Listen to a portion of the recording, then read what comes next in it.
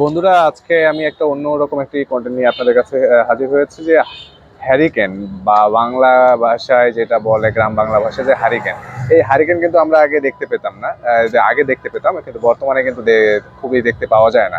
এমনকি গ্রামগঞ্জেও কিন্তু এই হ্যারিকেন দেখতে পাওয়া যায় না। আগে কিন্তু এই যে আমরা মনে আছে যে শৈশবকালে আমরা রাতের অন্ধকারে যখন কোথাও যেতাম ভ্যানে বা রিক্সায়, কিন্তু এই ধরনের হারিকেনগুলো জ্বালিয়ে কিন্তু রাস্তা আর যে অন্ধকারত্ব দূরত্ব করে আমাদের মামারা হচ্ছে আমাদেরকে নিয়ে যেত, পথে বিভিন্ন পথে নিয়ে যেত, এবং আমরা বাসা বাড়িতে কিন্তু এই হারিকেন জ্বালিয়ে পড়াশোনা করেছি। এই হারিকেনে কিন্তু অনেক ঐতিহ্য রয়েছে, অনেক কিছু জানা, অনেক কিছু এটার সাথে আমাদের স্মৃতি জড়িয়ে রয়েছে। কিন্তু এখনো কিন্তু বর্তমানে এই হারিকেন পাওয়া যায় না। কিন্তু আজকে এই শহরের মধ্যে, অর্থাৎ ঢাকা শহরের মধ্যে ওই রিক্সায় বর্তমানে যেখানে বৈদ্যুতিক বাল্ব চারদিকে ঘোরাফেরা করে এবং চার্জার বাল্ব থেকে শুরু করে সবকিছু, তো সেখানে কিন্তু এই হারিকেন কিন্তু এখন এক মামার রিক্সায় কিন্তু দেখতে পেলাম যে হারিকেন দিয়ে সে হচ্ছে উনি এই রিক্সায় রিক্সায় লাগায় এবং হচ্ছে হারিকেনের আলো দিয়ে সেই অন্ধকার দূর করে।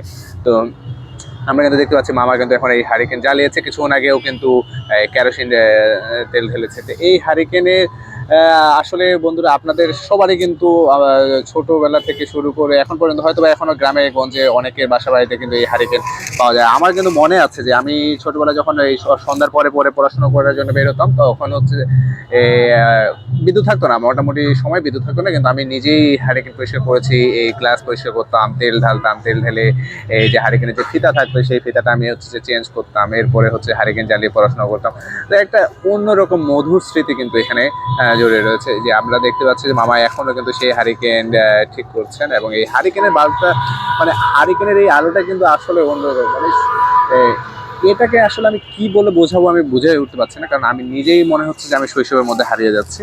হ্যাঁ, এবং শৈশবের যে স্মৃতি বিজড়িত যে দিনগুলো আছে, মধুর যে সময়গুলো কেটেছে আমাদের, সেগুলো হচ্ছে হারিকেনের এই অস্তিত্ব আছে এই বৈদ্যুতিক শহরের মধ্যেও, বৈদ্যুতিক বাতির শহরের মধ্যেও।